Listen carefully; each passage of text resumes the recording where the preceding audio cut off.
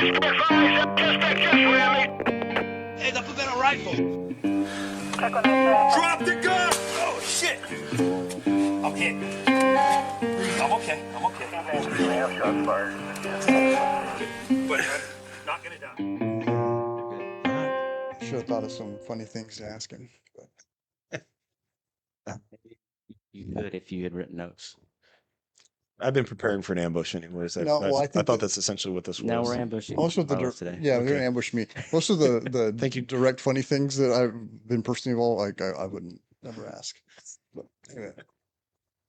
All right. Welcome to Badges, Bullets, and Blunders. I'm the host, Travis Harless. Before we get started, if you want to support the podcast, go check out our friends at Slick Sleeves Syndicate. It's just a t-shirt company. Today's guest is Assistant Chief Brent Stratton. Brent, why don't you tell us a little bit about yourself? How long have you been an officer? What did you do before you became a police officer? What are some of the assignments you've worked, and what is your position now? I probably should have asked this beforehand. Am I looking here? Am I looking here? Am I looking here? Where am I looking here? You look at Wherever you want. Okay. Free Am I panning? Am I moving? Just wherever. Get the right camera angle from the right Yeah. side. Yeah. Okay. All right. Wherever you want.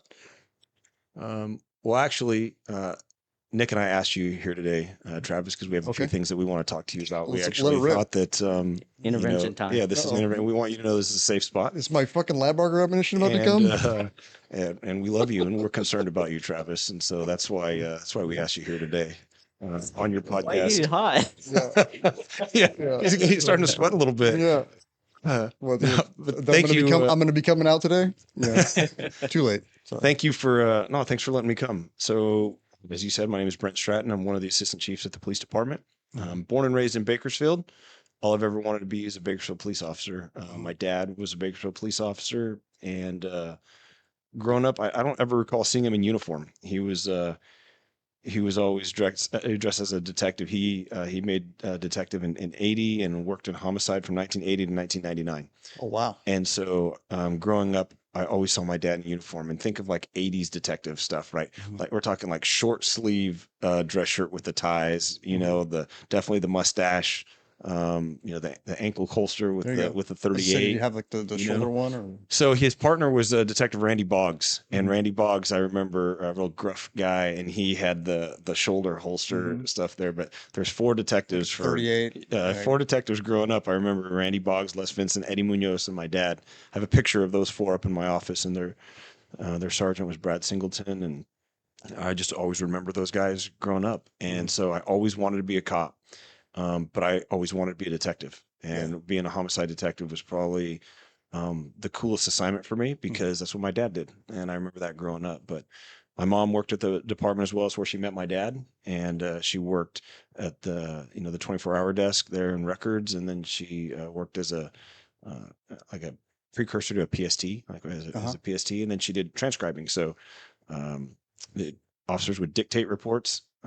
Nick, there was this thing that they would talk into, and they would record their reports, and then she would get their headphones, type out the reports that way. I remember when I was new, they were like, "You need to dictate your reports," and I would try to do it, but it was terrible. I would end up writing these notes that were so extensive that it was basically You just wrote the and then report just read anyways. it, Yeah. and then it would take me longer, and I realized it was because I grew up probably like the first generation of kids that had computers in school. Yeah. And so like So I you knew how could- to you type. knew how to type. It I knew wasn't how a to big like deal. write on the computer, Yeah. and I didn't need like these guys were telling me that were like hunting and pecking, and it would take them a long time to type.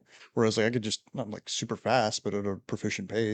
I've still never been able to do it real well. I don't know how I've developed this like 3 or 4 finger Yeah. hunt and peck method, but man, I can really get going with that thing. Yeah. So It's gone full circle. You just now dictating to Microsoft Word. Yeah, and now you're coming yeah. back. Well, and some of the technology that's out there with Axon and things like that is going to go back to where what's on your body worn camera is going to come out in your report, and then you're just going to go in and type in, add your words to it before it comes out. Like that's where we'll be within a couple of years. I mean, some agencies are already doing it. Yeah. But so that's what my mom did. So growing up at the department, I'd be in and out of the department. I remember being picked up from one of them from school, and sometimes I'd wait at the department until the other one got off work and different things like that. So it's all I ever wanted to do. There's a couple years of Halloween pictures that my mom has me dressed up as a BPD officer. Yeah. My first show and tell was a BPD officer. I still remember his name. He's senior officer, Tim Fletcher, and he had a canine dog named Vix. And so Vix came to school, and I thought that was pretty cool. So I always wanted to be a canine handler, never got to do that. No. And always wanted to be a homicide detective. So at least I got to check that off the list. But growing up, my heroes and people I always thought were cops, man. That's all I ever wanted to do. I went to Bakersfield High, Bakersfield College, said, like anybody else that grows up in this town, I'm never coming back to this town as soon as I leave. Went to college in San Diego. Day I graduated, ready to come back to town. I wanted to be a police officer. I tested at that Bakersfield PD and was on the list. And I wanted to I didn't really even want to go to college, but my folks were like, just please go to college. My dad goes, there's a chance you might hit the job, you might get fired, you might get hurt. Don't get your degree in criminal justice. Just get a degree, do something else in case you don't like this career. Yeah. And he's like, I feel like I should support you, even though I don't want you to do this job. And so he goes, if you do that, you at least get your degree, then, I'll completely support you. And so he goes, if you don't want to be a cop, what would you want to do? I thought, well, I like history. And I go, maybe I'd like to teach history and coach high school baseball. Yeah. So I got my degree in history. The day I graduated, I was moved back to Bakersfield. What kind of And history? modern American history from World War II to the present was my favorite. That's kind of what my emphasis was, Nice. and took all the classes towards that. I think just fascinated by it. But anything involving American history is fascinating to me. That's cool. So yeah. Nice. So love modern American history stuff. So I got my degree in that, came back, and at that time there was this hiring freeze. And so bad economy in like 03.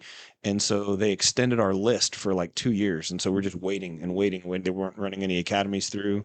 And finally the academy, they gave us an academy date, but I'd graduated college and I needed some downtime. So needed a job to make some money until the academy started. And I opened up the newspaper and there was an advertisement. Nick, a newspaper is this piece I'm of paper. 35 years old. Like, I'm not that young. I'm just joking. I always call him Gen Z. And he gets mad. So there was there was an ad in the paper and it was like this real estate office and I was like, yeah, they're hiring. So I'm like, I'll go there. So I went there, interviewed, got a job on the spot, and they go, what do you know about real estate? I go, nothing.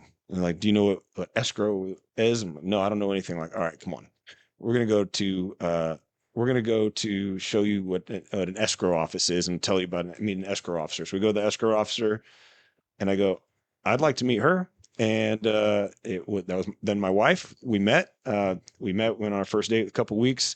We were married a few months later and I started the academy.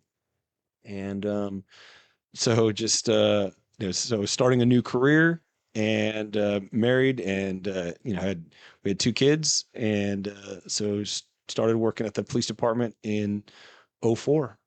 Spent a couple years in patrol like everybody. And How many years did you overlap with your dad?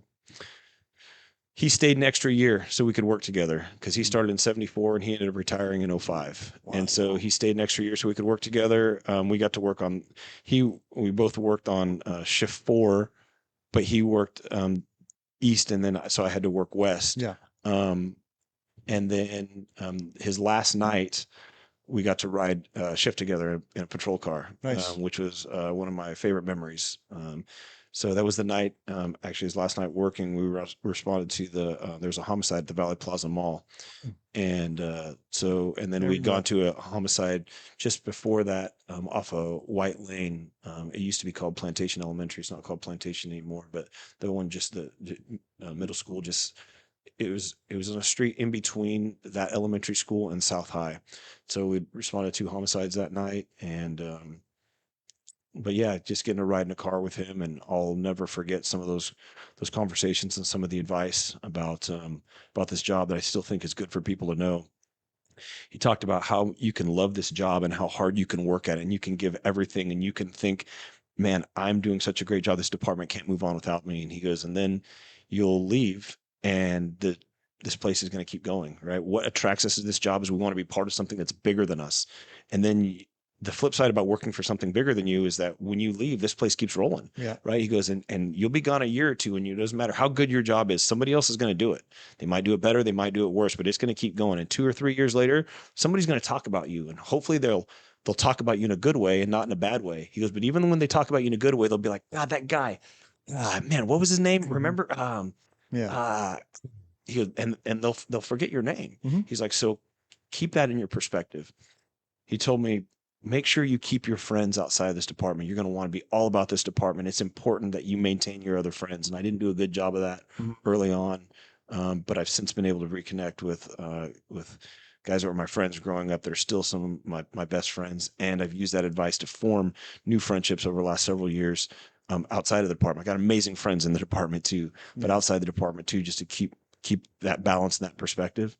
And then he talked to me about, he goes, he goes, I met your mom in this career. And then when I retired, I'm walking out holding your mom's hand. He goes, you got married, in the academy. So you were holding your wife's hand walking in. He goes, make it a career and a life goal that you're holding her hand on the way out. And so those are three things that he talked to me about that night that I've tried to hold on to my entire career, and things that I'll make sure that I never forget. That's some really good advice.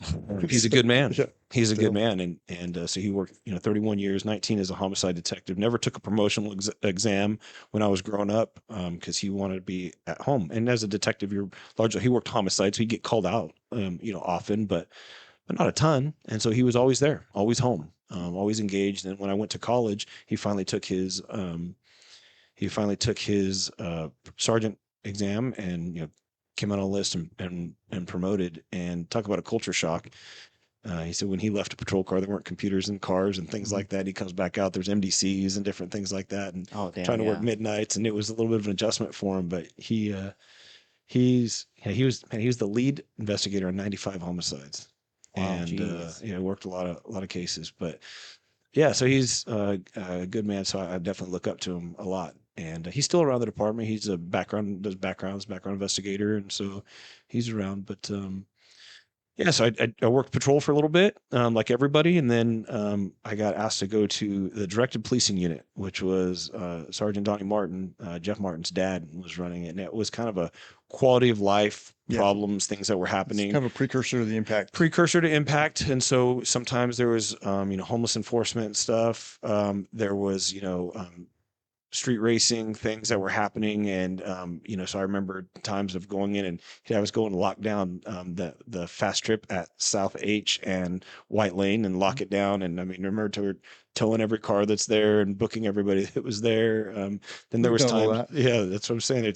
Stuff comes full Still circle, man. happens. Yeah. I remember we got made fun of by the gang unit guys because we were having to go and contact kids that were skateboarding at the marketplace when it was Yeah. damaging stuff at the marketplace. So it was just, hey, wherever there's a problem, go over there to go solve it. So there's a team of there's a sergeant, a senior, and then there was five officers. Yeah, And I so did a little DPU time when they converted the gang unit to the Yeah. directed policing Yep. unit for that year. So it Yeah. was and yeah, it was like we went from chasing gangsters to like handling complaints of people getting drunk at the softball game yeah, at the yeah. men's league adult softball So slippage. Yeah. it's there's a sign those up are at the real VCAT office that problems. talks about where problems go to die, but Yeah. that's what directed policing it was at that point too. Yeah. And so we kind of got made fun of by the gang unit guys. Gang unit guys were kind of like that was the big league team, and They were like, we were yeah, the yeah. minor league. They walked around like team. the varsity football team. Yeah, and Yeah. so there was there's somebody that works at our department got himself in a little bit of hot water,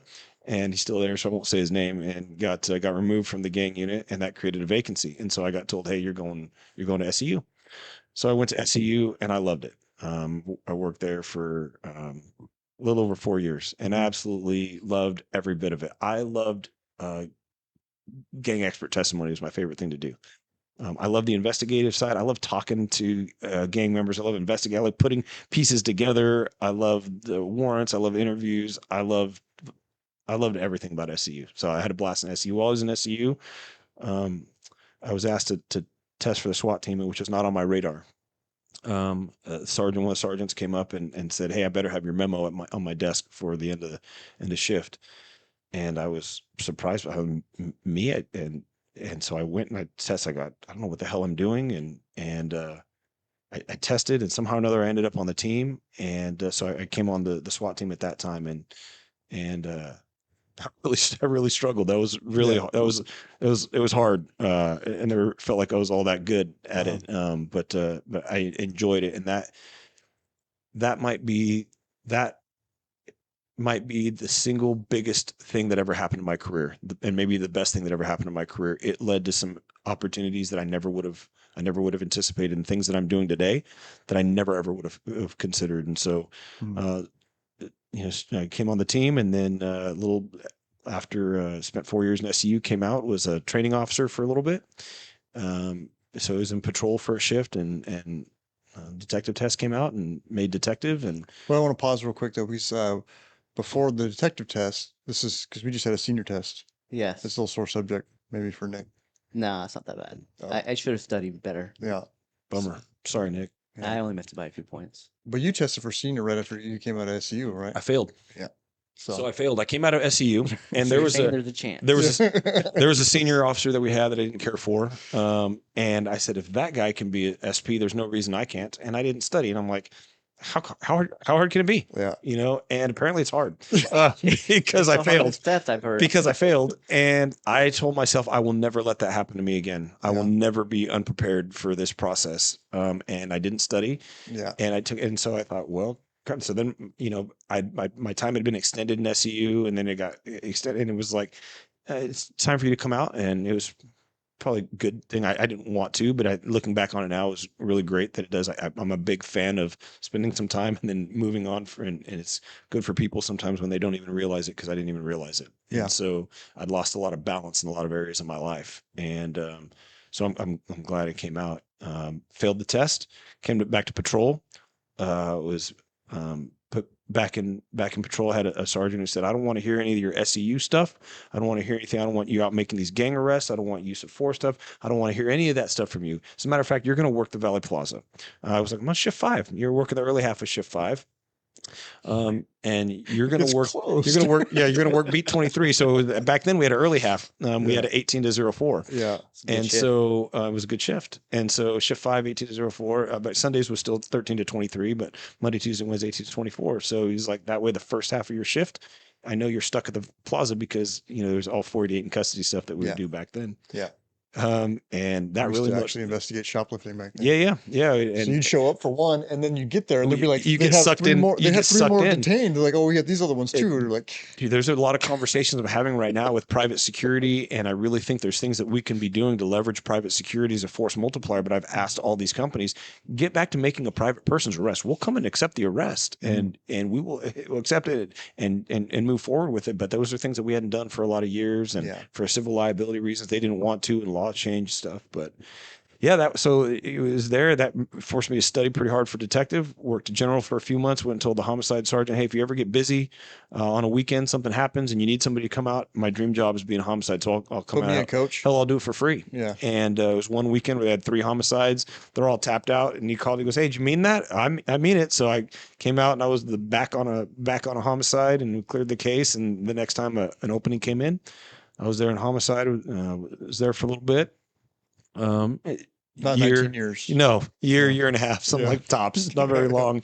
Sergeant test came out, and I came up pretty high on the sergeant list and got promoted to sergeant, was a patrol sergeant for a little bit. And then went to, it was CAT, the Career Criminal Apprehension Team at that time. And it was kind of right when AB 109 and all the realignment stuff was happening. So our job was to be in contact with those who were AB 109 folks that were being pushed out of the prisons back to the county jails. County jails couldn't take them, so they were out and kind of unsupervised. So we were doing plainclothes assignments, working in CAT, and then went to investigations. And did my rounds in investigations, major crimes back when we had that, and went to internal affairs. Took a lieutenant's test, lieutenant test, and was kind of middle of the pack. Didn't think I was gonna get there. Got moved into internal affairs. I was a little bit disappointed at where I came out on that list. Was a little surprised by it, and Chief had a conversation with me. I went and spoke with Chief, and he had a conversation about that. And yeah, you're great on we trust you on SWAT stuff and supervising these things, trust you on homicide things, trust you on the streets, trust you on all these different things, but there's a lot you don't know. Mm-hmm. And that was an interesting conversation. And I go, well, then what can I do to learn? And I said, this guy was working in internal affairs. And he goes, yeah, you should go in there and learn. And it gave me a fresh perspective of everything that I thought I'd already knew, then realized that what I didn't know, and a whole nother side of the department. and then somebody unexpectedly retired. I actually made lieutenant, went to watch commander, and came back on the team as the SWAT commander. Was there for a little bit. Went back to internal affairs, IA lieutenant. Went to professional standards, which was then is kind of the precursor to what quality assurance is now in our performance and analysis. Just kind of proactive auditing and inspection stuff, which has really shaped my. And you were, it was a unit of one. It was a unit of You were one. the one person. Yeah, yeah. Because now they have like, three senior officers. And I had a two clerk, sergeants, 3 lieutenants, a captain, Yeah, and so like a bunch of analysts. Yeah, Patty Rodriguez was a clerk. It was Patty and I. Yeah. And it's really grown. And so it's really grown tremendously. But, that's if we talk about the evolution of policing, right, and data and what we need to data to be able to defend ourselves, but also to be able to make informed decisions on where we go and what we do. I really think that we have to be more data informed of what we're doing. And so that's led to some of that creation there. So worked in professional standards, promoted to captain. I was For a long captain. I was a captain for a long time, about 10 days. And we had some pretty significant internal turmoil within the department. And I'd also tested for assistant chief and chief at the same time. I didn't get the chief job. Probably not probably, I shouldn't have. And Chief Terry asked if I'd be one of the assistant chiefs, and he promoted me to assistant chief, and so I've been doing that for a little over 5 years now. But interesting time frame there, testing for that captain position, and I was charged with insubordination at one point, and a week or two later I was a captain, and 2 weeks after that I was an assistant chief, when I was fairly confident I was going to be at the very least demoted, if not fired. And so there's some interesting turn of events that happened during that time frame. But 2020 was a wild year. Yeah, it was a wild year, man. So I've had an amazing career, man. I've been super fortunate, super blessed, but I love it. I love everything about it. Live it, eat it, breathe it. I'm just barely at this time in my life finding a little bit of balance. But I love this job.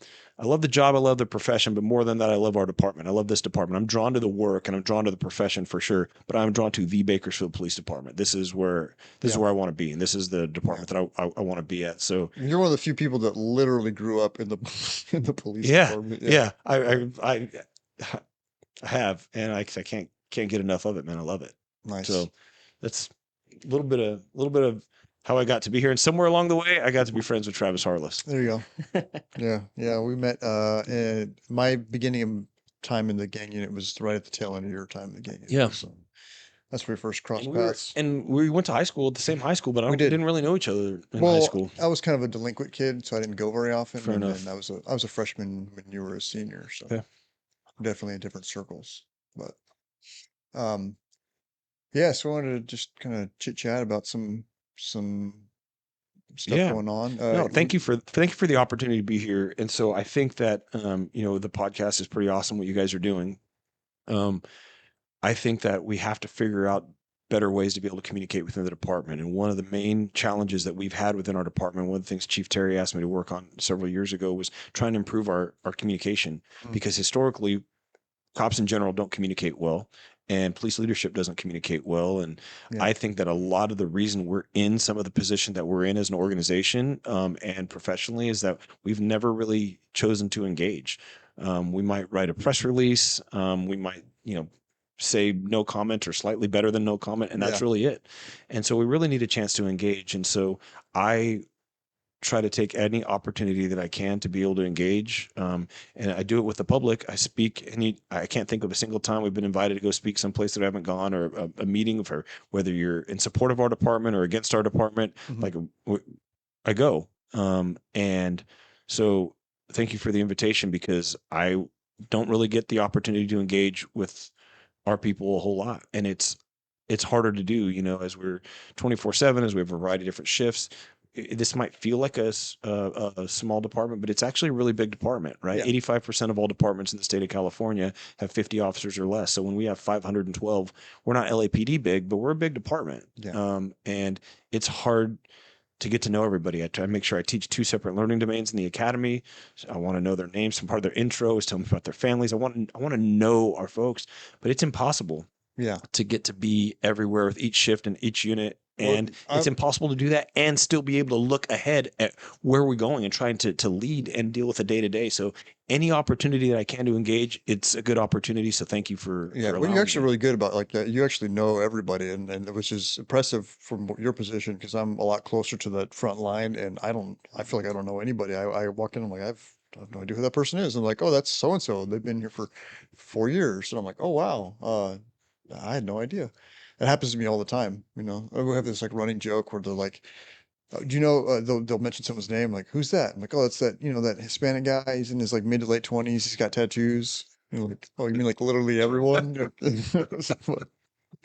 Anyway, so we were talking earlier before we press record about echo chambers Yeah, and how it's you can kind of get siloed into for sure. your spot, and I wanted to kind of go into that a little bit. Yeah, this is an opportunity to break out of it, quite Yeah. frankly, because it's very easy. There's no shortage. I know probably people look around like, what do they even do up there? Like they just sit in the conference room and probably drink coffee and Yeah. make fun of everybody Bunch or of good whatever it idea is. A bunch of fairies. good idea fairies sprinkling good idea dust everywhere. Like what do they even do up there?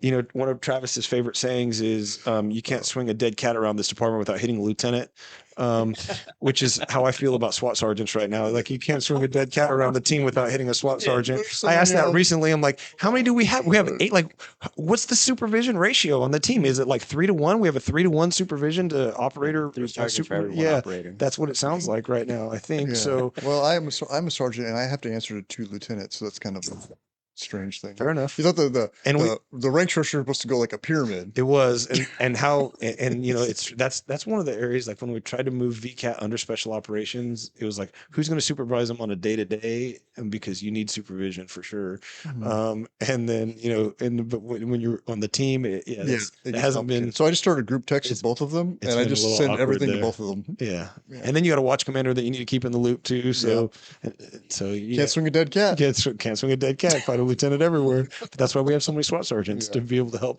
help with that command and control issue. There you go. But yeah, and so, but there's, dude, my days, I look around sometimes like, I can't even catch my breath. And Yeah. I'll come home, my wife's like, how was your day? I'm like, I don't know. What would you do today? I don't know. I know I was busy all damn day, but there's just so much stuff going on. So it's really easy to be removed from what's happening, right? I think that I spend a significant amount of time trying to look ahead and trying to figure out what's coming down the pipe. I want to make sure I'm not driving us off of a ledge. I want to make sure we're not stepping on landmines.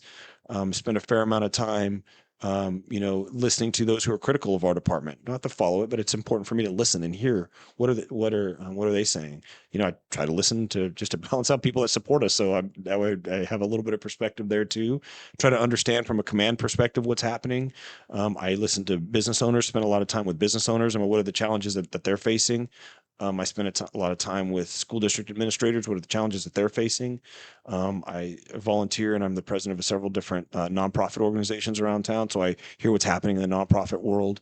So I try really hard to get synergy and hear what's happening in a lot of different areas so I can keep my thumb on the pulse of things. But the one area I don't get to hear much from is from our officers. I don't feel like I get a ton of feedback. I get a lot of, how everything's great, sir. Just happy to be here, whatever platitude there is, and I get that. So I'm fighting for perspective. And interestingly enough, like where I get it the least is from our officers. And so any chance that I can to get out and engage, it's important for me to be able to do that. And it's important for me to build people in my life, not just at work, but people in my life that speak truth to me, right? I don't want people who tell me what I want to hear. I build people into me that tell me what I need to hear. It's one of the things that I love most about my wife is her directness, and I value that in my friends too, right? And those are the people that I try very hard to build in the closest circle are people that speak truth to me. And so I think we constantly have to fight the echo chamber, right? And information being siloed in something that's happening over here, but we don't know what's happening over here. So I say perspective a lot. I'm always fighting and grappling for perspective, trying to get perspective. And so trying to speak when I need to speak, but I try to spend a lot of time listening and asking questions. Yeah, So it's a big challenge. you do a good job of as far because you're very far removed from that front line, but maintaining those relationships up and down, or down, I guess. Up I to, think I of have a it, boss, Travis. I yeah, try to yeah, yeah. maintain a good working relationship going up the chain as well. Well, I think I of have a it boss, and my as boss has a boss, and that boss has 6 bosses as well, right? yes, And so yes. I do maintain working relationships going up the chain. Yeah, but from my perspective, I don't see that. Like, Yeah. I see what I see from, where I stand and the relationships that I see. It reminds me of like being a gang officer with CIs. You have a lot of not, I mean, they're your friends, Yeah, but yeah. like you have your thumb on the pulse because you know what's happening. Because like I'll just tell you. Yeah, Like, yeah. That's what I said, because I have people like you, yeah, and there's some others who will say, "Hey, dummy, yeah, this is what's happening. You're screwing this up," yeah, or "Why are you doing this? That's stupid." yeah. I Or have plenty of people that tell me I'm stupid. That are or just to fill that are you in my on the friends. Yeah, cheese, on the cheesema. yeah. All the cheese man. Yeah. All the cheese man. That's right. Yeah. No, but yeah, I think that's another important thing, right? Leading up the chain is a thing, and if you want me to make good decisions, then give me good information. And I need people to give me good information, and I need people to tell me what's actually happening so I can help try to make good decisions. And I try my best to lead up the chain and to give, I try to serve my boss, the chief, and I try to give him good information as well, and try to support his decisions. And for his boss, he reports to the city manager, Mhm. right? And I try to give them good information, and realizing that the police department, while it's is all encompassing to me, realizing that we're just one department amongst many that the city manager is trying to run. And the city manager reports to the city council, Yeah. who are, a variety of politicians that have a variety of different perspectives, with a variety of their own priorities and projects. And then they report to the voters. And they report to the voters, right? And so all this stuff can be, it can be political, and so I try to be politically aware without being political, Yes. and try to do the very best that I can to not let the department be politicized either, right? That this isn't a department of Republicans or Democrats. It's a police department, and that we're going to do the right thing and do the best to follow the law and our interpretation of the law. Yeah. And so there's a ton of challenges that come along with all of that, but I think it's important to lead up the chain, but I need to be led as well, right? I'm not a I'm not I don't know that I'm an expert in anything anymore, man. Mhm. If I ever was, right? I know a little bit about a lot of different things, and I don't know a lot about any one thing. Yeah. And so I don't believe it's my job to know everything about it. I need to know who to call if there's something that's significant that's going on in a tactical realm, what's happening there. I should be able to pick up the phone and call you or the SWAT commander or whoever and get that dialed in. If there's something on the SVU side, I can call them. If there's something on the comm side, I can call them. Like, okay, I know where to go to get the information. So I spend a lot of time like, hey, can you gather this for me? Hey, what's happening here? Mhm. And I can take it. I can try to put it together, analyze it, come up with a response, and try to strategize and move things forward. So that's a big portion of it. But I think it's a leadership thing for anybody that's listening that cares to develop their own leadership, as well as that there's 3 directions of leadership. I think you have to be able to lead up the chain. We talk a lot about leading down the chain, but lateral accountability leadership is a thing as well, right? And that's might be one of the most difficult things, is to be able to challenge and lead your peers. Yeah. Is something really hard to be able to do, but that's something that we all need to work on. Yeah. I wanted to talk to you about the evolution. So we have this relationship, and maybe you and I have known each other for Yeah, close to 20 20 years years. now, and from officers to where we are now, and so like I have the relationship with you to where I can just come to you and Yeah. tell you the truth about what's happening. So we got that trust relationship. We're Mhm. in the trust tree or We're in whatever. we're in the trust tree, Yeah. the circle of The trust. circle of trust.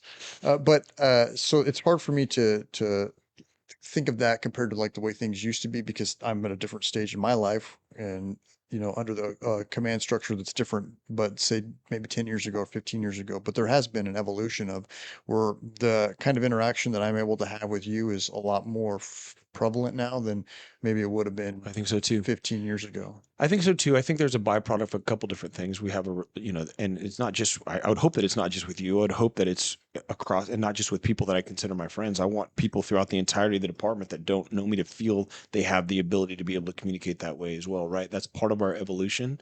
I recall being, of coming through the organization, and I distinctly remember asking a sergeant a question, and then asking why, and him looking at me is crazy, like I'd asked that, and then him doing this, like, because I have 3 stripes. That's why. That's why, yeah.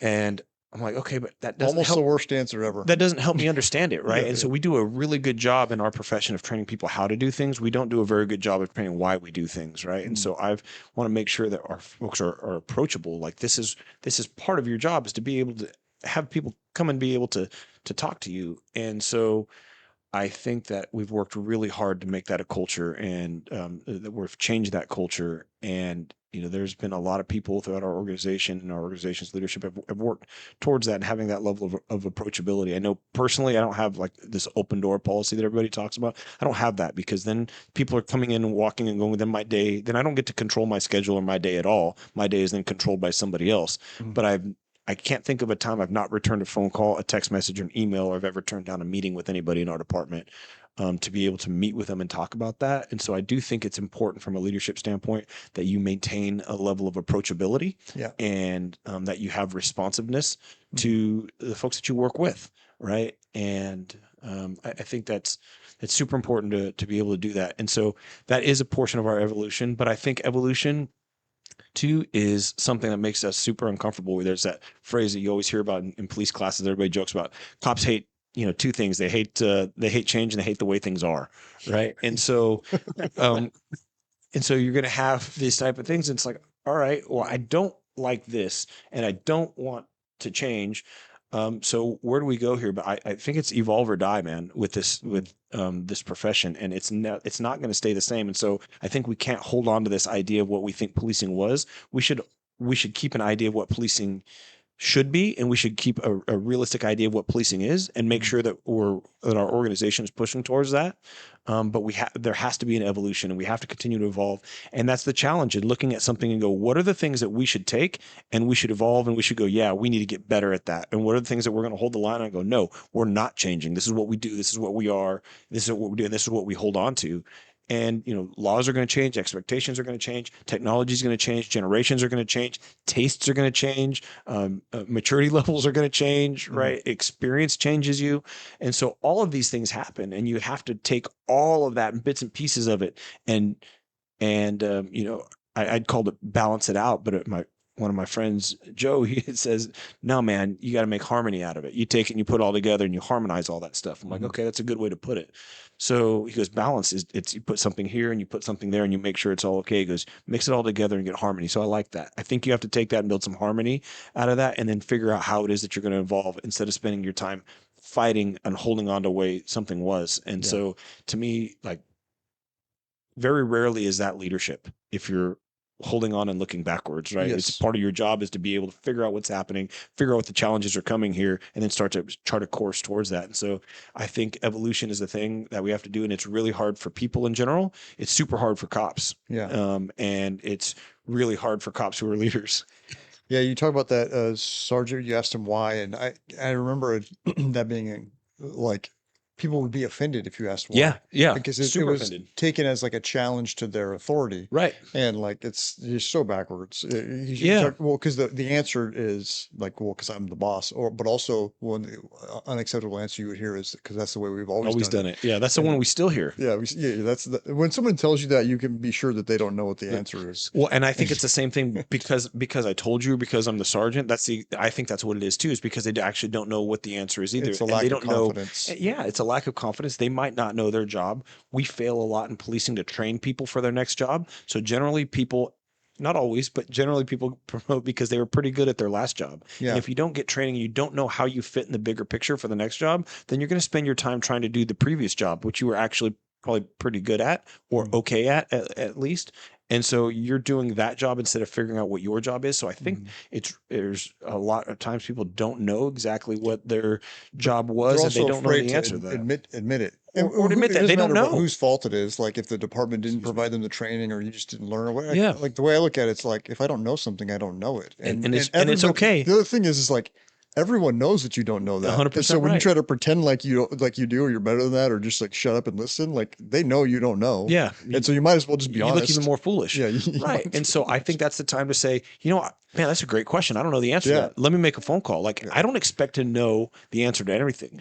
But there's very few things that you can ask me that I go, I don't even know who would know the answer to that. Mhm. There's very few of those things. Like I do feel a responsibility to go, let, I know who to call. I You know can who to figure I know, out how to I know, find the yeah, to be solution. able to work through some of that stuff. So I think that's really important to get to that spot that if you don't know, that you maintain some level of credibility and say it's okay. Like I tell the watch commanders that I don't expect you to know everything. There's a reason that that board there has people from SVU on call, from DOPE on call, from Yeah. a command staff person on call, IA on call. Those are the folks that are supposed to know those things, make a phone call, and it's your job to kind of manage it and move some of those things around. So I definitely think that that's important to do from a leadership standpoint too. Maintain some level of credibility and go, Mhm. man, I don't know the answer to that. And asking why, there's no problems with that. You know, when shots are fired, bullets are flying. That's not the time to ask why. Correct. That's the time to go do what you're told, and you can after action report it later and work through those type of things later. Right then,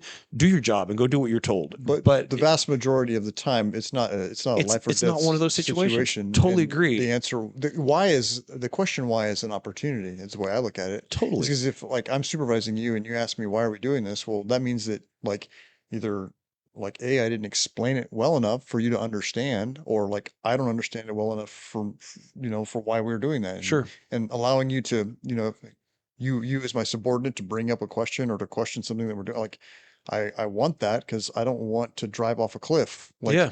and I'm And not you to gonna, follow like a lemming. yeah, I don't, so like, I don't see everything and sometimes I miss stuff. And so if you see something that I missed, I really want you to bring it to my attention so that we don't all drive off this cliff. For sure. And, or if you see something that you think is going to drive us off a cliff and you bring it to my attention and I go, well, actually, I forgot to tell you this part and this part and this part. And it gives me the opportunity to kind of fill in those gaps Yeah. and fill in the blanks. And so like, if you just take your ego out of it and not look at it like their question, your like Cartman from South Park, my authority, Yeah. but no, they really want to know the answer for why we're doing this, and it's your job to like make sure that they know it. Sure. Yeah. Yeah, So, totally agree. And so I hope we're getting better at that. And again, I think we spend a lot more time. We need to continue to spend a lot more time training and talking about why we do things. mhm. And And when you understand the why, it's you like can task figure and out purpose. you can Yeah. figure out the how. Yeah, exactly. Yeah. So say we're trying to accomplish this goal. We're going to use these means in an effort to accomplish this That's goal. right. Well, if something comes up where these means aren't going to work, I still, as the person trying, know what I'm trying to get to, and I can adjust on the fly in order to try to accomplish that goal. That's exactly right. Yeah, that's exactly right, man. And so we got to spend more time like identifying what is it that we're trying to accomplish. And in tactics, you often call it like the idea of an end state, right? Mhm. What is the ideal outcome that you want something to be? And I think we have to be better at being able to articulate what that is, and then let the teams figure out, whatever team it is, figure out, okay, what are the tactics that I'm going to use to be able to get towards that? And the thing about that is it's a tactical principle, but it works in every aspect of your life. It works in your personal life as well, but it works in every aspect of policing. And so you don't have to be a SWAT person for that to work. Like it works literally for everything. Like that's a basic principle of what you're trying to do. Like when you build something, you have an idea about what it is you're trying to build. When you put a puzzle together, you don't take the box, the lid of the box that has the picture on it. You don't chuck it and then start putting the puzzle pieces together. You set it up right there so you can see what the picture is and you start working towards that. I think it's a basic premise of leadership. You have to get to the spot where you're identifying at least what's the end state of what we're trying to accomplish, and then get out of the way and then let the teams figure out, okay, how is it that we're going to go about doing that? And what is the appropriate tactic at that point to be able to leverage and utilize, where when you understand the why, you can get towards that. When you only understand the how, then that's where you get to where everything is a dynamic entry, or everything is a surrounding call out, or this is something that we always walk away from, or this is something that we never walk away from. That's the wrong way to look at those things. It's what is it that we have? What are we trying to accomplish? How are we going to go about doing it? And then you start developing your tactics from there. We were talking about off camera too. Well, every time we wait for the person to come out and then we jump out and we go and get them. That's a great tactic. Mhm. That shouldn't be the tactic every time. Yeah. Like you take everything that's happening there and you make an informed decision. Then you figure out what's the tactic that you're going to use. What is it that you want to do to be able to apply in that situation? Yeah. But I still think that we need to grow in that area as a profession. Yes, I agree. Um,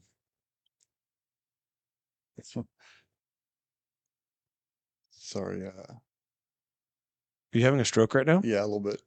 Do you need mouth to mouth? I mean, we could do that too. For offering. No, there was a lot of It's threads. important to know CPR. There's a lot of threads there. You know, we both come from the tactical side, and you talk about the bounce out tactic or whatever. That's something that we do a lot. And yeah, when I got into this position, it was like that's just what we do. We just bounce out on them. And it's like, well, maybe we don't want to give them the opportunity to get in that car or to be out in the I'd open. love to not let them get in a car, man. I That'd had be great. I had recently we had to use a road burn, which is allowing the person to Yep. get in a car and to drive away, and then stopping them away from the location, and then going back and serving a warrant when they Okay. were separate from the location. And that's a tactic, right? But it's not. Oftentimes, it's not the best tactic. And I remember being told by someone like, "Great, that's the safest way to do it." And I didn't respond. I just let it kind of roll off my back. But you know, and you actually teach this in your LD1 class about how that's Yeah. a lot of times not the best tactic for a number of reasons. Yeah. But It's one of my biggest regrets in my career is and we us don't, yeah, us doing a road burn on something that should have been a surrounding call out. Like I came to the sergeant with this information on this search warrant that we wanted to serve, and the dude was armed with the I can't remember Tech 9 Mac 10, one of Yeah. those things selling drugs, and I felt like, well, we should make an entry. We're not, hey, we don't make an entry on a dude that's on Which is- parole for murder, which is that's true. sitting on an automatic rifle. And I was like, okay, copy that, because in my mind, that's how you serve search warrants. And we do a road burn.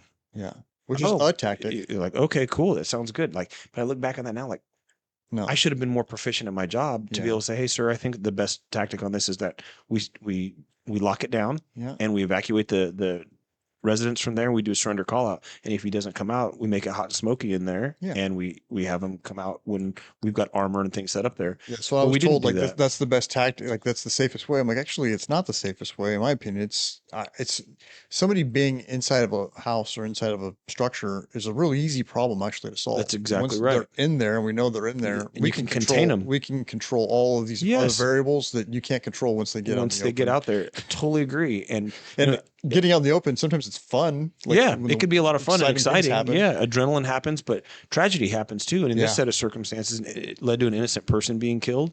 And I still remember that person's name.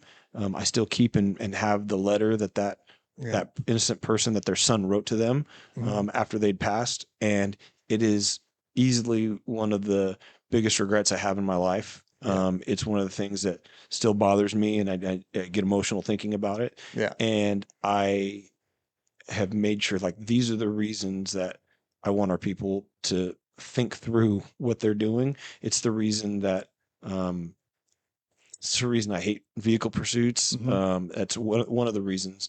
It's one of the reasons why I want folks just to slow down. I want us to get to where we need to get to quickly. We need to be able to get there and help people 100%, right? But what I'm trying to impact is I'm trying to impact our response times by like tens of minutes, right? Like, it shouldn't Mhm. take us 8 hours to get to a residential burglary. I'm not fighting over seconds. I'm Yeah. not trying to get you there a couple seconds earlier. I want to create our system to where we're getting there in a reasonable amount of time. So I don't need you driving so fast to be able to get towards that, right? Part of my job, I see it is for our folks, is I want to keep you alive and I want to keep you out of jail. Mhm. My partner that I teach some classes with retired as a deputy chief out of Santa Ana, and he works in Bonner County, Idaho now. His name is Doug McGeechee, and he teaches. Now, it's one of the things that he said, and I stole it from him, and I like it. My job is to keep you alive and keep you out of jail. And in my career, I've been a part of using poor tactics, a poor selection of tactics that led to an innocent person being killed.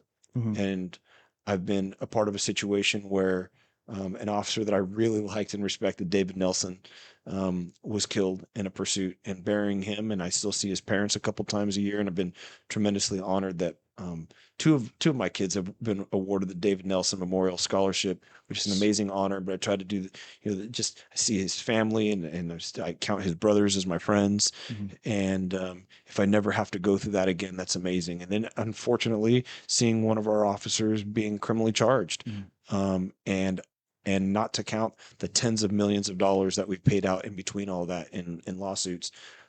It's a big reason why I want our folks to slow down. I realize what we're doing is important. I realize it's life and death, and it's easy to get sucked in and drive in there. But we'll watch our folks just have an inability to be able to kind of to step back and kind of slow things down literally and Mm. figuratively. And so that's a thing I think that at least within our department, but I think it's within our profession, something that I'd like for our officers to focus on. How do you think that, how do you get that messaging across? So I think about, Yeah, we're not doing a good job of it. I can tell well, you that. oh, We have I wouldn't speed necessarily alerts that, and you have technology that we look at, right? And so we have this technology that says, hey, everybody is driving this fast. So do I ignore that technology, or do I look at that technology and go, okay, how can I use that to set expectations to try to slow people down? There's going to be times where you need to drive fast and it's appropriate to do that, and it's okay. yeah, Right. There's also going to be part of times where our culture where it's like, oh, it's actually I'm to work and I'm from work, and yeah, how you drive on 99 and how you drive on 58 is probably different than how you should be driving down California Avenue and Ming Avenue, right? of And course. so we got to figure some of that stuff out a little bit. And so we have tried to use technology. You try to set expectations. I've tried to do briefing training. I've tried to be transparent with my failures, and I've tried to share these stories through there. We try to do training. We try to set policy. We try to, discipline. There's a Mhm. variety of different ways. And I don't know how effective any of it is, man, quite Yeah. frankly. I don't know. And that's what I was Those are thinking some of about, like the leadership struggles for sure. just the, well, like my own natural evolution, what I, the way I approach just life in general at 25 versus the way I do it at 40. Like you don't got to worry about me driving unsafe because because Yeah. my perspective is like, there's very little that we deal with that is worth the risk of me driving, and over my head. Yeah. And I'm a more experienced driver or whatever, but like when I was 25, it was like, Didn't think about that. just go for it, Yeah, just go. No, I and totally get that, man. And that's where most cops are killed anyways. It's yeah. in vehicle accidents and so that's an area I think we can tighten up for sure. Mhm. I wanted to talk, while we have you here, you talk about being involved in other organizations outside of being a chief. CATO, Yeah. that came from the SWAT side. It came from the SWAT side. Tell us what is CATO? Yeah, so interesting. CATO is the California Association of Tactical Officers, and like I told you, I was a mediocre at best SWAT cop. If I ever had any level of competency, it's because I got to do the same thing, 20 hours a month for 12 years. Yeah. And being around better officers made me better. But as I blinked and went through my career, I made sergeant, and I always felt like I was always better at my primary assignment than I ever was my collateral assignment as a SWAT officer. And just the way things worked out on the team, and you might remember this or might not. I was a sergeant, and then I was the only sergeant on the team. Everybody got moved out, people retired, whatever the case was. So Yeah. there wasn't 9 sergeants or whatever you guys have now. There was just me, and so and at that time, we didn't really set up our incident command structure where the lieutenant was in the incident commander and the sergeant was the tactical commander. Yeah. You did both. And so I recognized and realized the gravity of my responsibility. And I realized that I was not prepared for it. I'd spent time learning a little bit about shooting and SWAT tactics, but I'd not on critical incident decision making, crisis decision making, critical incident management. What's the framework that I use for making decisions? And I didn't feel like the department had prepared me for that. And it's not always the department's responsibility to do that. I had not taken the initiative to go out and learn that myself either, right? I'd spent more time focusing on being a gang cop and a homicide cop and Mhm. sergeant stuff and trying to be a good husband and father that I'd not prioritized that. So it was a sobering thought. And so I reached out to CATO and said, "Hey, I need get me in a class and I need to be a member. So I went to every class I could. I read everything I could. I listened to everything that I could. And guys who became my mentors and my heroes, Sid Hale, Tim Anderson, Mike Hillman, Gene Ramirez is an attorney, Ken Hubbs. These guys are just legends in the tactical SWAT community. And I borderline stalked them and to teach me everything I could. And they began teaching me things. And then there was a strategic leadership program that they put out. And it was a request for anybody who was interested in just trying to get better and to learn from these guys. And there was assigned readings and presentations you have to do. And it was designed to just challenge your thinking. And it wasn't a tactics course. It was about thinking and decision making and critical incident leadership. Mhm. And so I applied for it, and there was 8 people selected throughout the state, and I got it. And it was a master class from literally the people who wrote the book on this stuff, people who were the first generation of SWAT officers and who literally stood up SWAT teams, and people that were at the SLA shootout and that were at the Black Panther shootout. I got a picture of sitting next to Ron McCarthy, who was making entry at the Black Panther shootout, and Yeah. he's drawing it on a cocktail napkin. Yeah, that's Big John's dad. Yeah, that's big. Yeah, Big John McCarthy's dad. That's right. And you and I met him. We went down for a debrief at Mhm. the at Laverne, and so I got a chance to learn about that stuff, and being able to, if I ever had any value to the team, it was at that point. It was coming back and starting to set up a structure for the team in that regard, and that taught me about after action reports, which we would take notes and we would describe stuff, but it wasn't a real after action report. And the vulnerability of standing up in front of the team and shutting the door and going, "Hey, I think I screwed this up. What did I do? What should we have done? Let me have it," and trying to move that forward. That was not our culture on the team, before that. And so working really hard to bring that in. So as I was volunteering with CATO, taking these classes, I went to this leadership program. There was a leadership change that was occurring there too. A lot of these guys, they'd been retired for 10 or 15, 20 years after that, and were stepping away, and they asked me to join the board. And I thought, I don't have any business doing this, but I agreed. And then just being on for a couple of years, when Sid decided he was going to retire, nobody wanted to take over. And so I remember being in the room like, somebody has to take this thing over, and no, it's crickets and it's uncomfortable. I'm like, yeah, I guess I'll do it. And so I was the only dummy willing to do a bunch of extra work for free. Didn't even know what I was getting into. Yeah. And so at that point, I became the president for the California Association of Tactical Officers. And it's probably been 7 or 8 years, and been able to help the organization grow. But essentially, it's a nonprofit organization that exists to train police officers. We want to be a repository of best practices, take information that we can learn, and take in everything and push it back out to cops. Most departments are not able to train their officers the way that officers need to be trained. And so officers are going to have to go outside of that to get that training. And so our goal is to be able to take the training, the things that we have, critical incident leadership, the why, the thought process stuff, give it to cops who can go back and train their departments and make their departments better, so that way they can make the communities they serve safer. And so I volunteer as that. Over the last several years, I've worked really hard to try to understand. It's given me a platform across the country to understand what's happening across the country. And there are 32 other state associations, as well as the National Tactical Officers Association. I've spent a ton of time over the last couple of years just getting to know these guys. And I love cops. So I love getting to talk to the cops everywhere. And so we've got a working group with the presidents of all the other state associations, as well as the National Tactical Officers Association. So I get to learn and hear what are the challenges being faced across the country. What's happening in Texas, what's happening in Colorado, what's happening in Ohio, what's happening in Arizona. And there's a variety of other associations that we work with. And I was recently in Montana and in Texas, and being able to attend their trainings, hear their challenges. And they're not crazy different than what we're facing.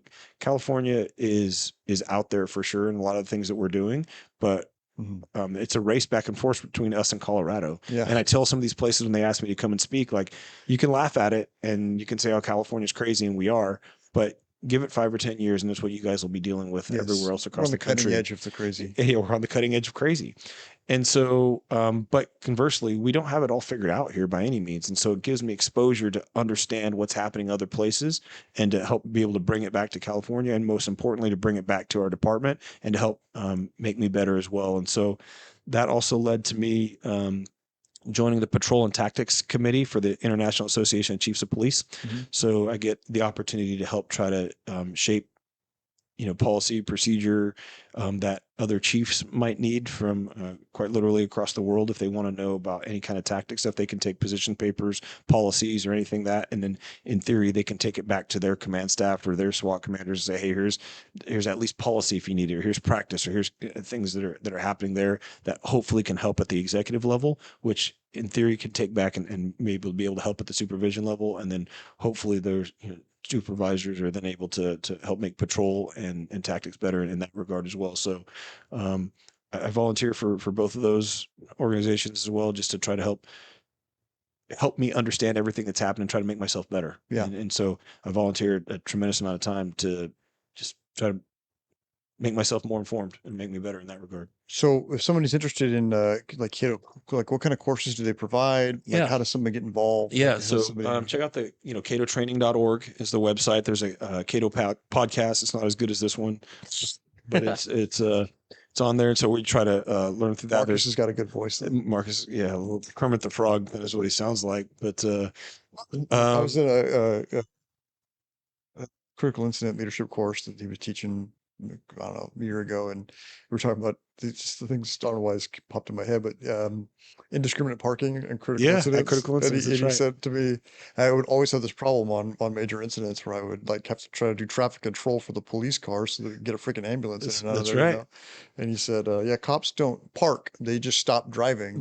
And I thought that was hilarious because it's totally true. They Yeah, just, and a lot of that comes from the work of I'll call him now Dr. Travis Norton, who is retired as a lieutenant out of Oceanside PD as their SWAT commander, got his doctorate from USC, but did his doctoral study on the things that are factors that are present at every active shooter and critical incident that goes on. And that's one of the areas of indiscriminate parking. A failure of somebody to establish command and control is another one of those things that occurs there. But yeah, so there's a critical incident leadership course is the most popular course for sure. And we take a lot of incidents that have happened to kind of make a decision-making exercise out of them, talk about the principles associated with decision-making stuff. Who's So that there's- geared towards? Is that that's yeah, something geared towards supervisors? Yeah, it's mostly geared towards a lot of where we've tried going towards is filling the gap for sergeants and lieutenants, because I see, again, a real failure at the command level to Yeah. establish command and control to help formulate what's happening there. Generally, our response, the cops are going to figure it out. There's going to be a tactic here or there. They're going to figure out how to do things, but to try to bring some level of order to things if you can. to help the sergeant drive the bus, I think. Yeah, I think so for sure. And like I said, help the decision making that's there and decision making that needs to occur, because there are bad things that happen. There is blue on blue. There, we do go after wrong locations, and there's so much information that's coming, and it's rapidly evolving. So there has to be people that are going to work, that are stopping a problem, and there has to be somebody else that recognize when that happens. There's also all these other factors in the city. There are things that are occurring there. There's businesses that are impacted. There's schools that are impacted. There's roadways that are impacted, right? And how can we help leverage our response? And so there needs to be stuff in there for leadership, but it's great for line level officers as well. We want information for line level officers. We want to be able to help leadership, and we want to be able to help executive level leadership as well. And so we have a variety of different courses. There's a team leader course, there's a SWAT commander course, there's precision long rifle courses that are there. We're working, try to work close with negotiator teams. There's TAC medic related courses based on the challenges that we started seeing in 2020 as a profession. We were all woefully unprepared for any kind of riotous activity and figuring out what our response is to that. So we've got civil disturbance response courses and leadership courses associated with that as well. So we just try to put together a variety of different trainings, as much training as we can, and we try to get everything where, to the extent possible, post-certified, and to be able to push that training out as often as we can. And we try to do it throughout the entirety of the state. And so, there's CATO on Instagram, the CATO podcast, CATO website. Sign up to attend a class, and I hope it'd be something that'd be worth your time. Yeah, for sure. We'll link to that in the description. Nick, you got any questions? What else do you guys want to talk about? Yeah, no, I got something. Earlier you were talking about messaging and, how you can kind of like bridge the gap between, the patrol level, That's right. and command level. And one of the things that you brought up was all this data that we're gathering, Yeah. speed alerts, EIS, use of force.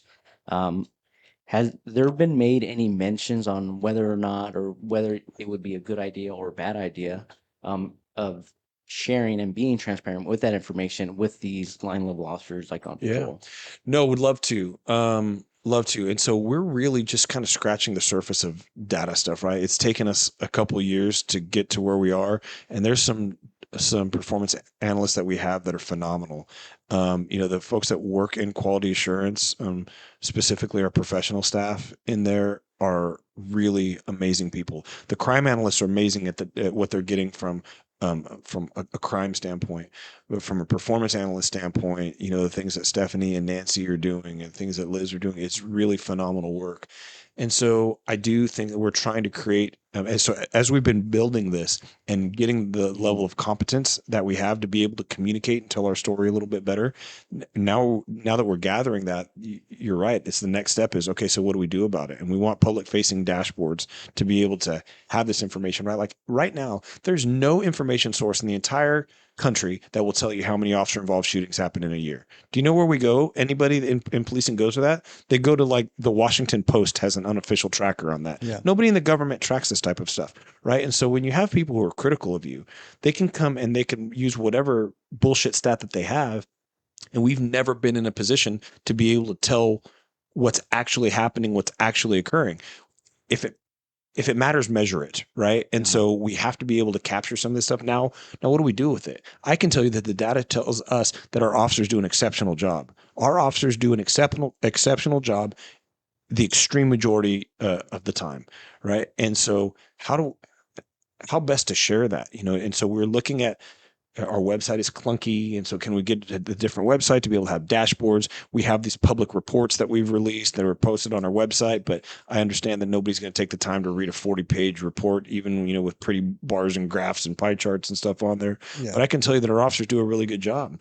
And the reason that I can tell you that is because based out of quality assurance and the work that we do a number of inspections, and these inspections is what we use to be able to say, this is how I know our officers are doing a good job. Because right now, how do you know your officers are doing a good job? Because I know, because they're good dudes, because they work hard. Those are the things that we say, right? He's a hard worker. He's a good dude. Yeah. And those are actual things that we generally say on how we measure whether somebody's good or not, right? But I can tell you what a good officer produces, right? I can tell you that there are exceptional officers. I can tell you it is possible to do this job, to make a lot of arrests, to go after real bad guys, to handle a lot of calls for service, to take a lot of reports, and to do it with the minimum number of complaints and lawsuits.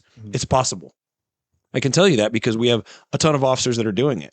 Like, I can also tell you that there are people that get a lot of use of force, a lot of complaints, a lot of lawsuits that we would look at and go, man, that's a hard worker. That's a good dude that doesn't really do that much outside of those specific things. And so what is it that makes a good officer? Everybody's gonna have a different idea about what that is. And based on your assignment, it might be different things. Like if you're working in patrol, I need you handling calls for service. I need you taking police reports. That's a way that we measure how good of a job that you're doing. Now, if you're working in VCAT, there's probably not a lot of GOs that you're taking. So if I'm measuring GOs in that makes no sense. If you're in traffic and I'm measuring GOs, that makes no sense.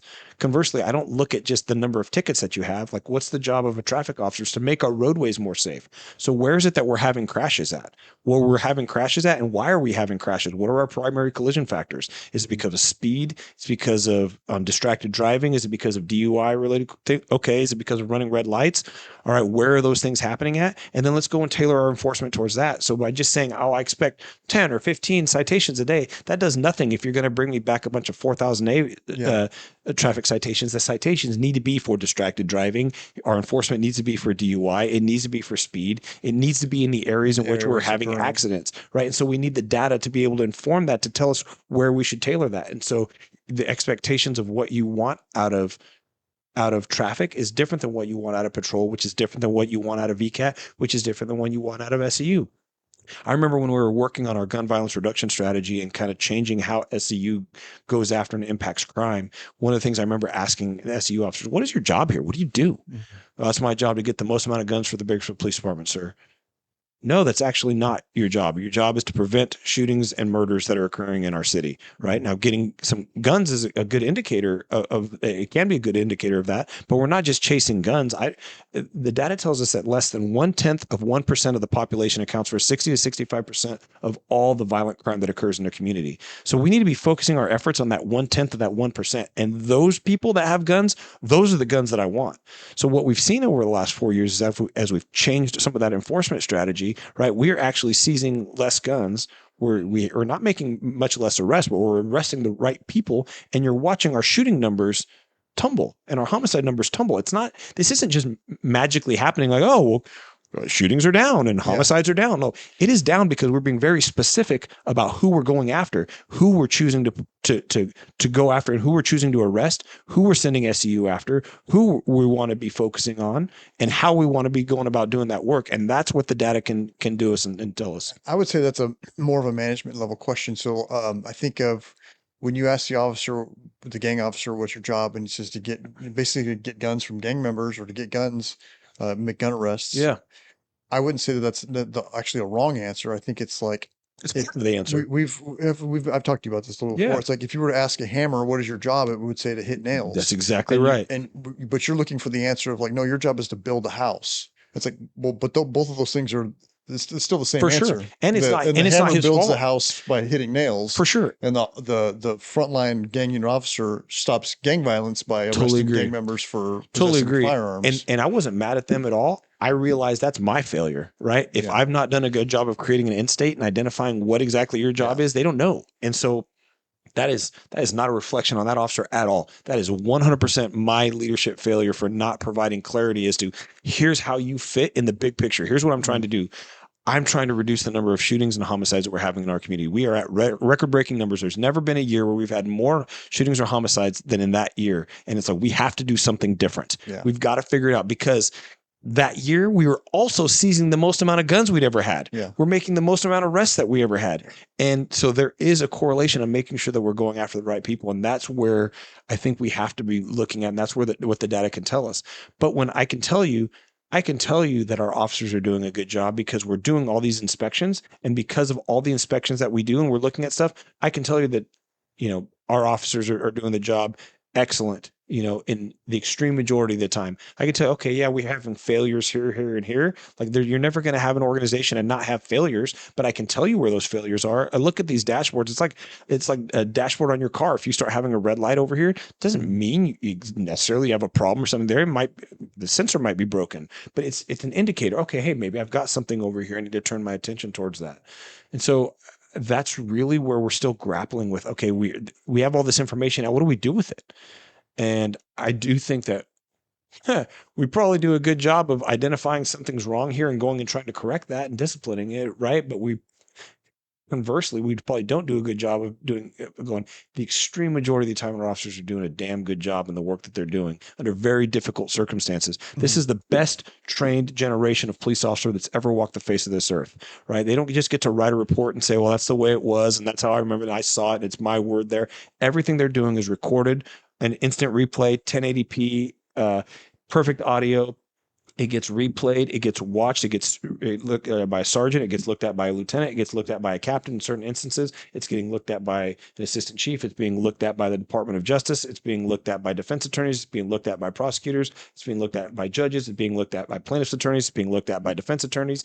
And it's all being done under rapidly evolving circumstances, and our officers do a phenomenal job. They don't get to just show up late to AO school and sign your name in and leave early. They have to actually train, and we actually have to do better at making sure that we have a greater ratio of 10-8 to training time. And there's a lot of different things that we're working on and making that happen. But if our officers don't feel that, then I've not done a good job of letting them feel and know how excellent of a job that is that they do. I want to ask you one more question about messaging, and I don't know if this one might not make it on the final cut. You're talking about leading up, and you and I have kind of discussed this offline privately. When it comes to traffic fatalities, I've never worked in the traffic division. Yeah. But I have a ton of respect for the traffic I do officers. too. As I get older, you see I do some too. guys like, oh, those guys are nerds, and I just I kind don't want to work traffic. I look at it now. now I have a ton of respect for those guys. And I will say that motor school is the single hardest course in all of policing. Mhm. Right? There is not a harder course in Higher policing failure rate. than motor school. Yeah. Yeah. And I think I've been to, 1,000,001 shootings and stabbings and murders, and it's like, you get kind of desensitized to it, but car crashes, there's a whole nother level of, Oh, yeah. I don't know if violence is the right word to describe, Yeah, but like just what the gruesome happens things that they see. in a crash, and also who it happens Who to. happens to. It's totally real random. normal people and children and wives and people that you look at and like, not that anybody deserves anything bad to happen. I'm not saying that at all, but oftentimes violence happens to those who are leading a high risk lifestyle. Yes. And they deserve justice. We're going to pursue them. We're going to pursue the ends of the earth. I can't say that enough. But you also recognize that sometimes, and a big majority of the time, there is an element of life choice that's there. Yeah. With traffic stuff. Like I'm not worried that my 24-year-old daughter is going to be involved in a gang related shooting. Right. There's a very small, any kind of a shooting. Yeah, exactly. A very small chance that you could get caught in some sort of crossfire or something, but it's a very low probability event. Right. But I'm terrified that she's going to get in a freaking crash. That's right. That's right. Yeah. Anyways, so yeah, I think that's kind of what you're speaking to there, is that like, not that saying that those people deserve what happens to them, but there's lifestyle choices that lead to that sort of thing that you don't have to worry about, if you're not living that life. Yeah. Anyways, so we have crashes that occur and some decisions that have been made that kind of don't make sense to me. Okay. I look at it like I can trace everything back in California, not everything, but in my short span, my nearly 20-year span is like a real pivot point was 2014.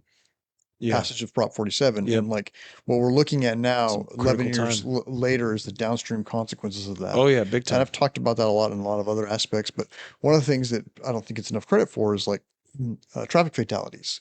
And if you look at our traffic fatality numbers, I don't know what the number was this last year, but I read the decrease emails from the year before, thankfully. Oh, good. We're on a three-year decrease trend. That's good. But like I don't know the numbers. We're talking about data, but it's kind of come off the top of my head. But most of the people that die in traffic accidents are pedestrians or bicyclists that are getting hit by cars. It's like, okay, well, why are all these pedestrians and bicyclists getting hit by cars? And then I think when you auger down on it, like what the fundamental problem is that we decriminalized drugs. So methamphetamine, heroin, but it's now fentanyl. And there's all these people that are now just on drugs all the time that are just wandering in and out. There's everybody knows in our area what streets you can drive down where like you have to really be paying close attention. You're going to drive in the middle lane. You're going to be at 10 and 2. You're going to be ready for your accident avoidance because there's a good chance that some, drug addicted person is going to just dart out in front of you and you don't want to run them over.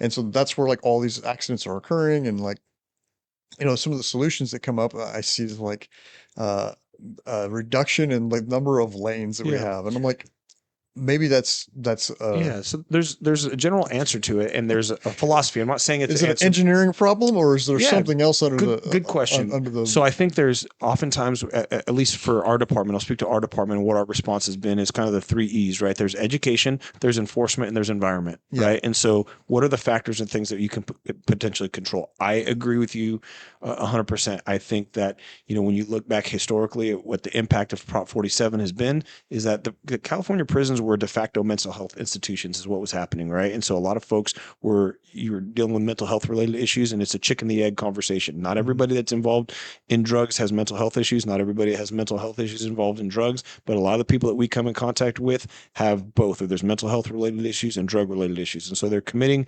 lower level crimes and offenses that were sending them to prison. And these were the things they went to prison for.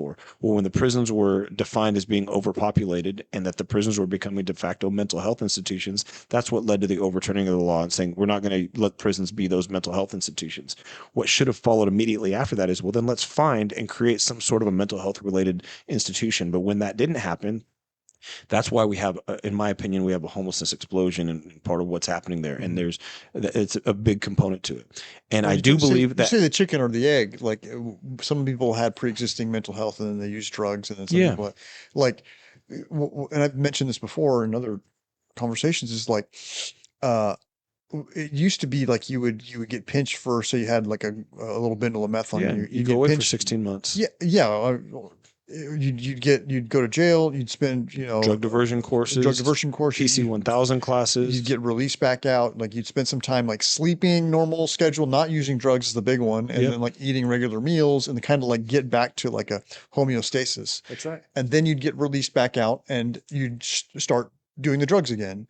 And then that'd go on for a few months or years or whatever. You get caught again, you'd go back and And I agree with you, like that the putting those people in and turning the prisons into this big, like you were saying, a mental health facility, or putting them, locking them away with, violent criminals, I don't think is the right solution.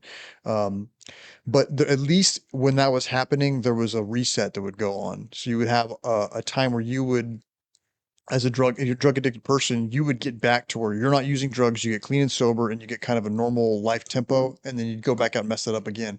But if you don't have that ever happen to you for 11 straight years and you use methamphetamine every day for 11 years, I don't like It's a devolution. Yeah. you become you lose your mind. Zombie. Yeah. So Even if like we were able to take you off right now after 11 straight years of there's using been it, irreparable damage. you're done. I think so too. There's a men's and women home that is amazing that I really believe in, that my wife and I try to support, and I'm just humbled by these people. They're phenomenal people that run it. They're phenomenal people that are in it, that are just trying to change their lives, and people that have made a lot of mistakes. And I try to pop in and check in on them and talk with them, and it's just a great organization, great home. And I stopped and I asked them, and I was talking to them about this very thing. And one of the things they told me is they go, man, when I was in and out of prison on dope charges or whatever it was, I would get a chance to go in, I would dry out, I would clean out, I would come back. I'd do a parole violation, I would dry out, I'd come back. And I might be in and out of NA classes or whatever 10, 15, 20 times before I made it to this home and made it clean there. But I could dry out for a time. They're like, Yeah. what we're seeing now, and these are ex-cons that are telling me this. They're Yes. like, what we're seeing now is these guys never get a chance to dry out because we give them a ticket because the jail won't hold them, and because there are no drug diversion classes. Nobody's going to take, when they get a choice, they're not going to take the time and go to a drug diversion course because they're like, no, just sentence me because I know I'm going to get kicked out right now anyways because the jail can't hold them. Yeah. And so then they'll go back out and they'll continue to use, right? And if you so, talk to any former meth user who lived that life, from that's 15 exactly what years they'll ago, tell you. they'll tell you the best thing that ever happened to me was that I went to prison. Exactly. And again, I don't think that's the perfect solution, but it's a No. whole hell of a lot better than just if they can go there, if there is a secondary component of being able to invest in drug diversion and Yes. mental health related options while they're there.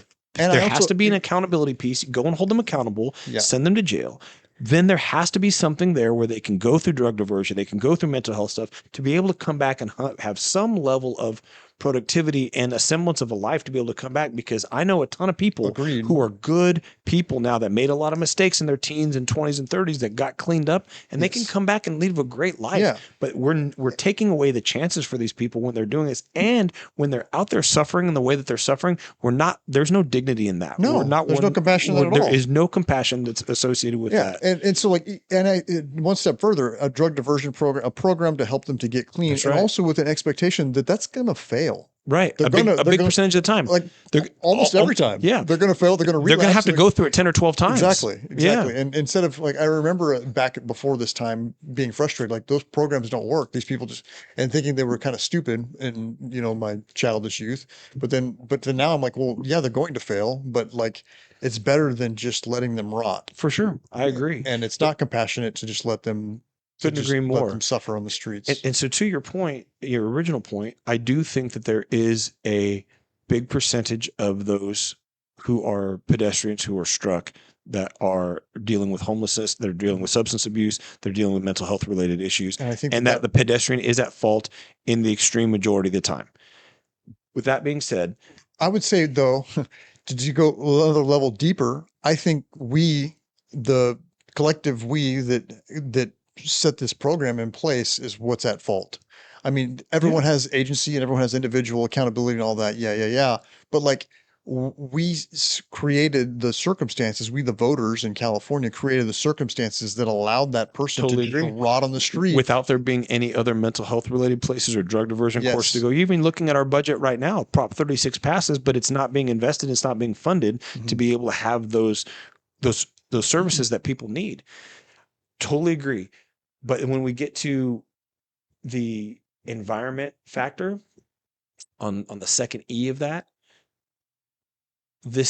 our city was built for vehicles. It's built for speed. It's built, and a lot of cities are this way. They're built to get you from one portion of town to the other portion of the town as fast as you can. Yeah. And so our roads are wide for that. Our streets are long for that. Yeah. So are there things that you can do to an environment to force people to slow down? So when you make roads and lanes more narrow, Yeah. it forces, this data shows it forces people to slow down. Yeah, of course. And so there are things that can you increase stoplights? Can you increase lighting? Can we slow people down? Because people drive too fast and not every, but in this city and in every city, people drive too fast. So there are things where you go and you study other cities and you see places where the roads are designed for people to walk. The roads are designed for bikes, and then cars are also kind of on there a little bit. And so it's just a little bit of a shift in how things are done. And so what the city is trying to do is trying to move the needle on that a little bit and create an environment to where that's less likely to occur. And so the traffic, I'll get this stat wrong, but the traffic guys have trained me that it's something like if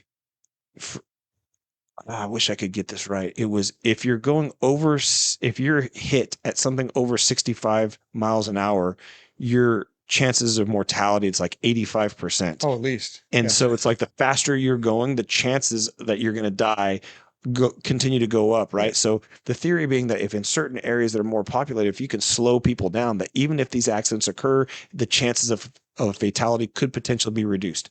So you could argue that one way or another, but that's the thought process to it. The component where the police department can control is the enforcement component of things. And what can we enforce? We can still enforce speeding, because when you see that a lot of these accidents that occur, still speed is still a factor. Yeah. Drugs and alcohol is still a factor. Yeah. And so we can, there's certain things that we can do from an enforcement standpoint too. Are there things that we can do from an education standpoint? And maybe there is, and and where we're trying that and getting out in schools and a life interrupted. And, there was a public service announcement that's going to be coming out. And, it's billboards and it's speaking to presentations and Rotary groups and all these different things that community engagement division and community relations unit specialists do, that traffic does, to be able to try to get people to slow down. So there's the education piece, there's the environment piece. Can you do things to slow things down? And then there's the enforcement piece, and that's the accountability piece. So if you're moving all three of those things together, then in theory, you can start to move the needle on it. And I believe that's a big portion of why we've seen some of the traffic reductions that we've seen over the last couple of years. But we also have to recognize, again, this is a big city. It's the 9th largest city in the state of California. We cover 162 square miles. I think when the latest data came out that showed that we have like 6,000 people less than Oakland, and nobody's moving to Oakland. People are leaving Oakland, and people are continuing to move to this community, right? Like the Valley is still projected to be one of the fastest growing places in America over the next 10 years. So this city is going to continue to grow, and our 162 miles is going to continue to grow.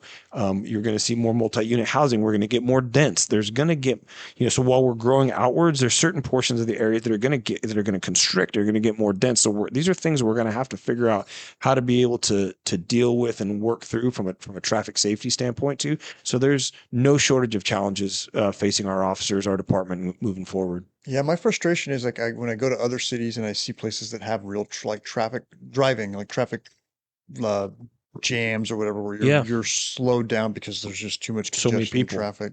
And one of my things I thought was great about the city is I felt like we did a good job. I'm not like a civil engineer, but like did a good job of sort of mitigating that. That's And I right. can think of some of these roads that when I was a kid, they were 1-lane roads that expanded out, and they opened up new highways to nowhere, and they got new bridges in, and like all these different places that I can remember that we really kind of got the traffic flowing so you can get from one side to the other quickly sure. without being stuck in gridlock traffic. And I realize that this is like at a municipal, like city level, municipal police department level, there's not something you can really do about the downstream consequences of a state level proposition that went into effect 11 Yeah. years ago. But I look at that as like that's the root cause. I think so And too.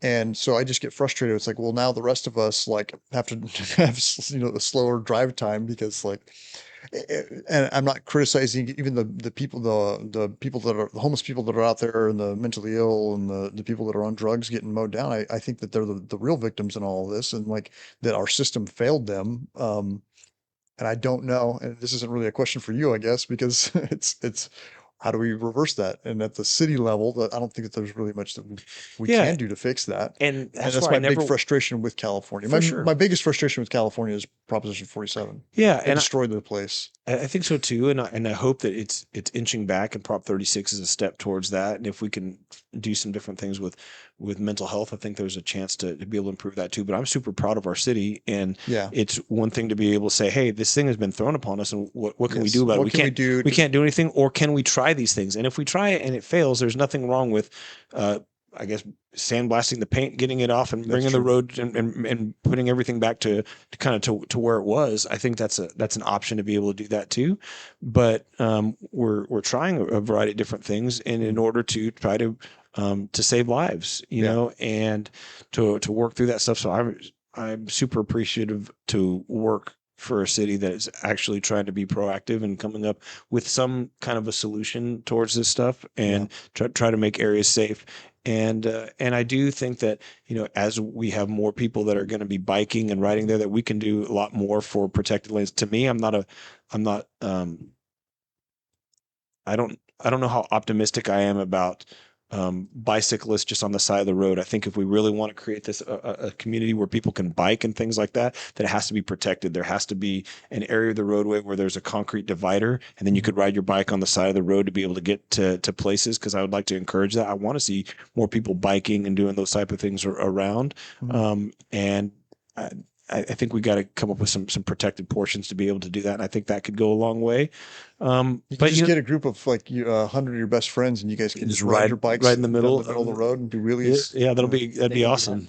That'd be awesome. Then you have to worry about. Yeah, also that whole other set of problems. Yeah, whole other sets of problems. That's So a there's whole no different issue. shortage of No problems. shortage of Don't have problems. a ton of solutions, but that's also why we chose this line of work too, right? Nobody got into this line of work is like, you know what? I think I want this job because I'm looking for something easy to be able to do. We all got into this work because, hey, I want to do something. I want to be a part of a solution. I want to try to develop a solution. I want to try to figure out what we're going to do. The best kind of cops are cops that are proactive cops. So let's be proactive with our problem solving as well, and figure out what we can do to make this community safe. The thing that is unique about the Bakersfield Police Department that you don't see in a lot of other places is that almost 100% of our officers live and work in this community. Yeah. In our instance, we grew up here. Yeah. We're born, we choose to live here, raise our families here, our kids go to school here. So we are vested in the solution that happens in our community as well, which is not something that you see in a lot of other police agencies Yeah, when across you the commute state in and the from country. somewhere else. Yeah, you're a hired gun. You're brought in, and you know, and so, and that's fine. God bless them. How many LAPD officers? We have a ton that live in Bakersfield. I know a ton of people that will go, they'll work there, they'll sleep there, and then they come back here.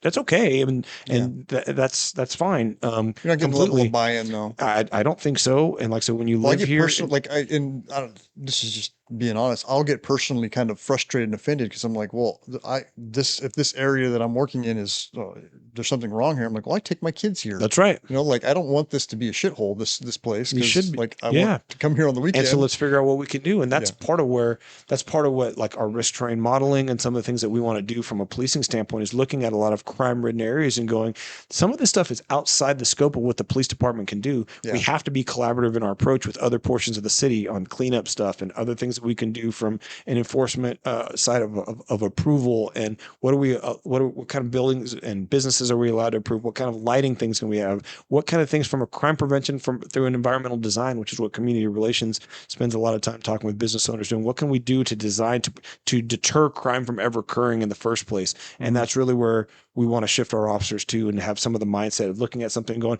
I keep coming to this house and I keep coming to this location. There's problem after problem after problem. I can just keep coming here, or I can look at this and go, man, well, maybe if we got this lights done and this road fixed here, we got some of these things done, maybe there's some level of a solution that we can be able to help move towards. And that's really where our city is trying to go. And it's unique to work in an organization that does that. So I'm not telling you we're perfect. I'm not telling you we got it all figured out. There's places that make more money.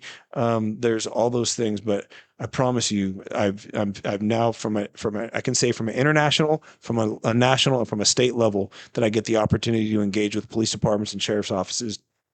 This is an excellent department. That's how I can tell you that it's an excellent department that you work at, and it's an excellent department because of the people that we have that work here. So this is a really good department, and I'm really proud of the officers that work here. Thankful to work here. I agree. I think that's a good note to end on. We're gonna do this again for sure. Okay. Nate, Thanks, you got guys. anything else? I mean, I do, but I'll save it for later. All right. All right. Well, Thanks. I know you gotta get going. You got places to be. So, Brent, thank you for coming out and talking to us. Thanks for having me. Thank you everyone for listening, and stay frosty.